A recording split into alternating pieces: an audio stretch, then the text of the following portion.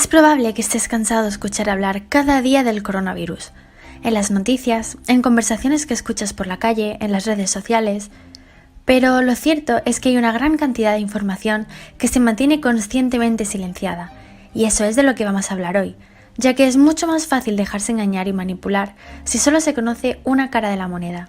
Yo estoy aquí para que veamos la otra. Así que recapitulemos. Todo esto comenzó con unas alarmantes noticias de cómo las urgencias estaban colapsadas y los médicos no daban más abasto. Al principio recomendaban que nos quedásemos en casa y finalmente lo impusieron por ley. Pues bien, algo de lo que no nos dimos cuenta es de que todos los años sobre la misma fecha se colapsan las urgencias debido a la gripe. Es decir, este colapso no era ninguna novedad y los medios lo sabían perfectamente, pero quisieron hacernos creer que la humanidad sufría algo nunca antes visto.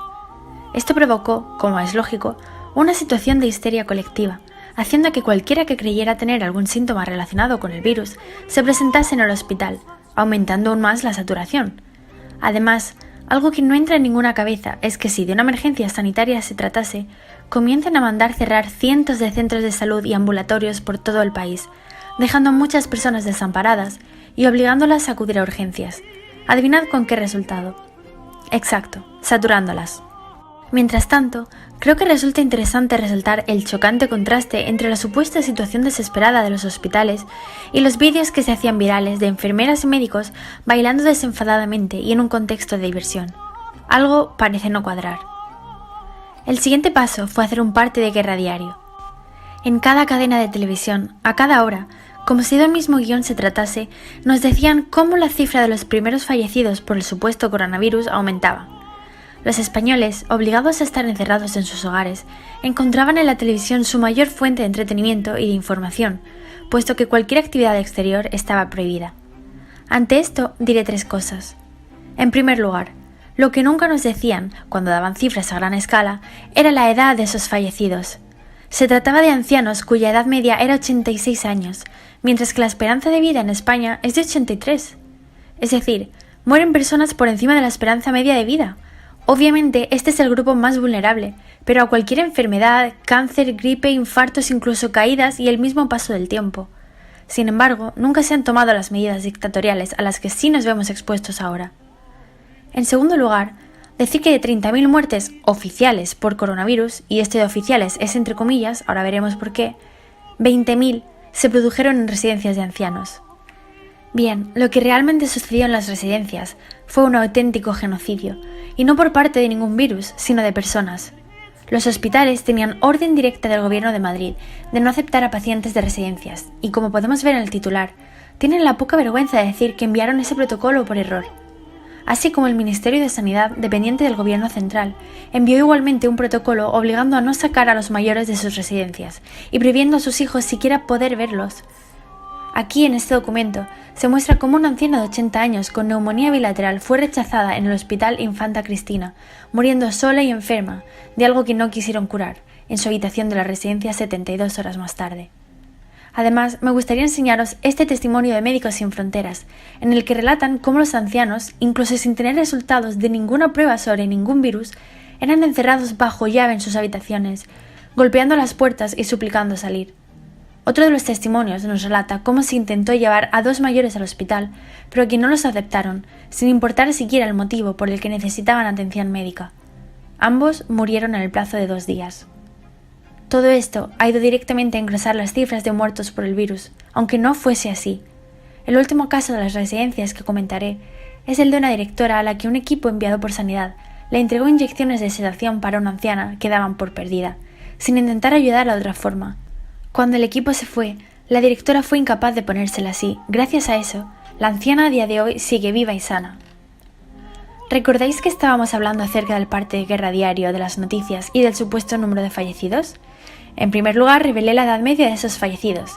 En segundo, el genocidio de las residencias. Y por último, quisiera hablaros brevemente del tema de la gripe.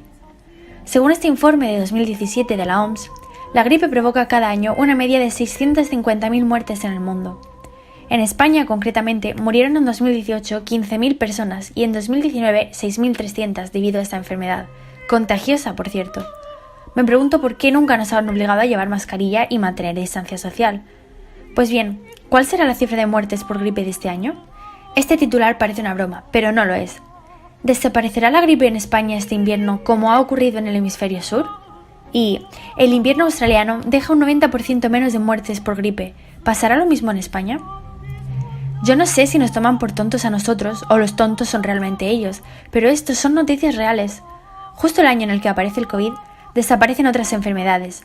¿Alguien en su sano juicio puede de veras creer que un virus como el de la gripe, que lleva con nosotros desde tiempos de Hipócrates, desaparecería casi al 100% de la faz de la Tierra de la noche a la mañana? ¿No es más lógico pensar que ese 90% de muertes por gripe de cada año que han desaparecido han sido atribuidas al COVID, haciendo engrosar la cifra de muertos de esta última? Atentos al siguiente extracto de vídeo. Ahora, la pandemia tiene dos focos abiertos, los estudiantes, ¿no? En particular los niños y la gripe y los virus respiratorios, porque todo paciente es COVID hasta que se diagnostique lo contrario, ¿no? Todo paciente es COVID hasta que se diagnostique lo contrario, ¿no? Exactamente. Todo paciente con gripe es COVID hasta que se diagnostique lo contrario. Todo paciente con gripe es COVID hasta que se diagnostique lo contrario. Creo que ya queda todo claro. Con respecto a los famosos test PCR, no sé si habéis visto, puesto que no conviene darle publicidad, este estudio de la Universidad de Oxford en el que, motivados a investigar por la gran cantidad de falsos positivos, descubrieron que los PCR detectan restos de virus antiguos que las personas ya han pasado, dando un resultado positivo, lo cual engrosa aún más las listas de supuestos contagiados, provocando lo que ya llaman una segunda oleada. Además, España está invirtiendo muchísimo dinero y recursos en hacer cada vez más PCRs, dando como resultado que cada vez haya más positivos, pero no porque estén aumentando realmente los contagios, sino por el simple hecho de que a cuantas más personas examines, más positivos vas a obtener, como es lógico, sobre todo si fallan tanto como está pasando. Puede que tenga algo que ver el interés de hacer PCRs masivamente con el reparto del dinero por número de casos COVID y PCRs realizadas que fue publicado en el BOE en junio.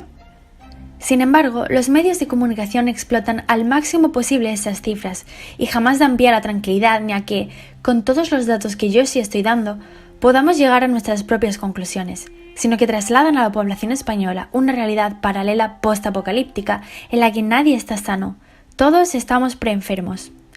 Observemos esta noticia de un terrible gusto. Euskadi registra la primera muerte de un menor de 10 años con coronavirus. Si bajamos tan solo un poco más abajo, lo siguiente que vemos es: el Departamento de Salud vasco ha informado de que se trató de un falso positivo y el menor fallecido, con patologías previas, no tenía el coronavirus. El niño, que en paz descanse, estaba enfermo de cáncer y por motivos que no alcanzo a comprender, salvo que sean unos desalmados, en sus últimos momentos decidieron hacerle una PCR, dando esta como resultado un positivo, que en el momento no supieron que era falso. Pero ellos ya tenían suficiente para hacer un titular sensacionalista y crear más alarma social.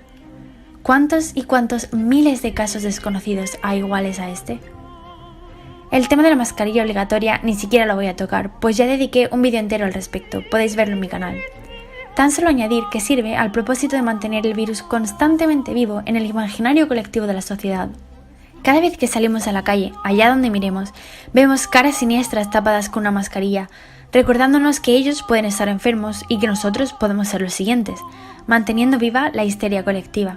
Si no fuese obligatoria, tal vez la gente viviría con normalidad y comenzarían a despertar de este engaño. No puedo entender que nadie se cuestione su uso cuando somos literalmente el único país de Europa donde es obligatorio llevarla bajo cualquier circunstancia, hasta solos en la calle o en la playa y la montaña. Si realmente sirviese para algo, entonces el resto de países, la gente debería estar desplomándose muerta por la calle. Sin embargo, están viviendo una normalidad absolutamente envidiable. Para acabar este vídeo me gustaría contestar brevemente a una pregunta que algunos se harán. Si no es de coronavirus, ¿de qué muere la gente? Espero que hayas estado atento a este vídeo para poder responder por ti mismo, pues ya hemos hablado de los casos de gripe que son clasificados como COVID y del desastre de las residencias de ancianos. Pero dejadme enseñaros simplemente dos titulares más. Hasta 1,4 millones más de muertes por tuberculosis debido a la pandemia. Y se duplican las muertes por infarto durante la pandemia. Las cifras son un 88% superiores en el periodo estudiado en 2020 con respecto a 2019. Parece que lo que no sea COVID ni tenga síntomas similares no interesa, dejando completamente desatendidos a millones de personas inocentes que han perdido la vida. ¿Sabías que el tabaco causa más de 56.000 muertes al año en España?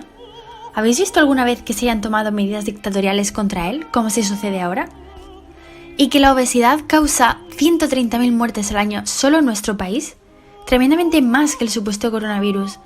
¿Por qué de pronto hacen ver como si les importara tanto nuestra salud individual?